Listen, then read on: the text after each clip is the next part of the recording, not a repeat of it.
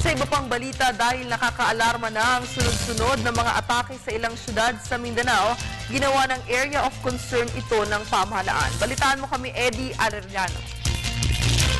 Malaking bagay umano para sa lalawigan ng Surigao del Sur ang paglalagay ng Caraga Area of Concern ng national government. Sa okasyon ng selebrasyon ng 39th founding anniversary ng 36 IB sa Tago, Surigao del Sur, sinabi ni Governor Johnny Pimentel na natutuwa siya at nagpapasalamat kay Pangulong Noy na pinagtuunan ng pansin ng pamahalaan ang suliranin sa insurgency sa kanyang lalawigan.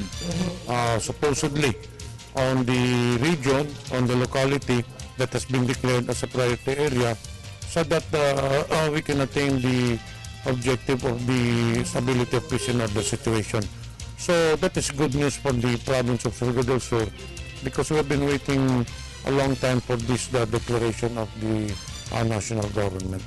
Ayon naman sa commander ng 36 Infantry Battalion, Lieutenant Colonel Joseph Norwin Pasamonte, malaki umano ang nagawa ng kanyang batalyon sa pagpapatupad sa katahimikan sa kanilang area of responsibility at nagawa nilang man-neutralize ang mga rebuilding NPA na dating palaging naghahasik ng lagim sa mga kabayanan.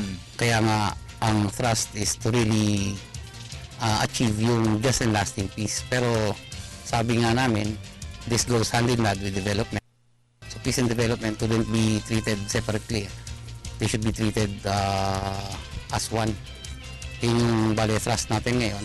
We're trying to implement development projects of the local government so that we could really achieve peace by winning the people through these development projects.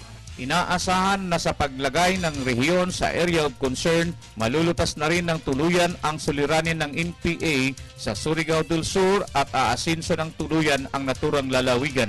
Para sa Telebisyon ng Bayan, Eddie Arellano.